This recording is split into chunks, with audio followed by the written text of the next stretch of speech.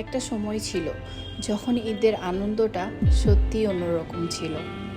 মানুষের টাকা পয়সা কম থাকলেও আনন্দ কোনো অংশে কমতি ছিল না। ঈদের নতুন জামা কেনার জন্য কতই না বায়না ধরতাম, তার সাথে ম্যাচিং করে চুড়ি, ক্লিপ, জুতা আরও কত শত কেনাকাটা শেষ হলে এগুলো সব কিছুই আলমারিতে লুকিয়ে রাখতাম, কাউকেই দেখাতাম না, দেখালে পুরানো হয়ে যাবে।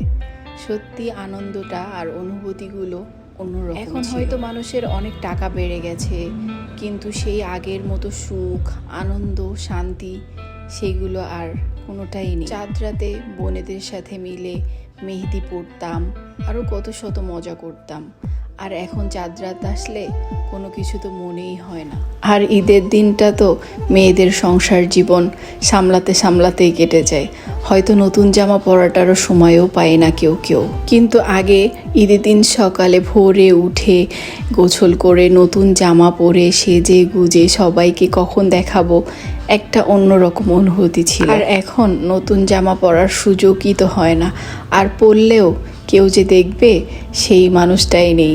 এখন আর ঈদ আসলে সেই আগের মতো খুশি, আনন্দ কোনোটাই অনুভব হয় না। এখন হয়তো মানুষের গাড়ি বাড়ি, অনেক টাকা পয়সা হয়েছে, কিন্তু মানুষের জীবনের রঙগুলো কোথায় যে হারিয়ে গেছে কেউ বলতে পারবে না। আপনি চাইলেও সেই রঙগুলো আর ফিরিয়ে আনতে পারবেন না।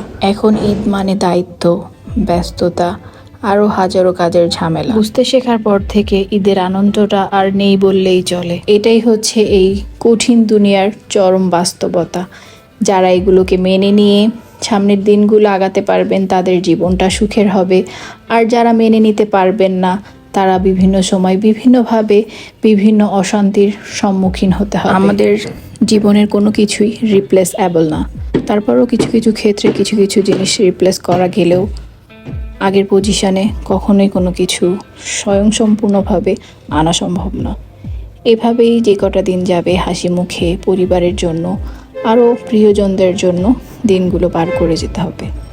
তো এই মাহে রমজান মাসে আপনাদের জন্য একটা অনেক ঠান্ডার রিফ্রেশিং একটা ড্রিঙ্কস শেয়ার করলাম অনেক গল্প করতে করতে, যেটা হচ্ছে বোরহানি। আর এটা হচ্ছে আমি আজকে দই ছাড়াই ট্রাই করেছি লাবাং দিয়ে। আপনারা চাইলেও শর্টকাটে এভাবে বানিয়ে ফেলতে পারেন, কারণ রমজান মাসটা ইবাদত বন্দেগীর মাস।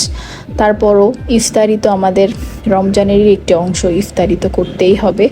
তার জন্য যতটা শর্টকাটে করা যায়, যতটা সময় আপনি ইবাদতে দিতে পারেন ততটাই আমাদের জন্য ভালো। তার জন্য আমি স্বল্প সময়ে কিভাবে বোরহানিটা বানানো যেতে পারে দই ছাড়া, সেটাই আপনাদের সাথে শেয়ার করেছি। ভালো লাগলে অবশ্যই আমার রেসিপিটি বাসায় একবার হলেও ট্রাই করে আমাকে কমেন্টে অবশ্যই জানাতে ভুলবেন না। আশা করি সবার ভালো লাগবে। আল্লাহ হাফেজ।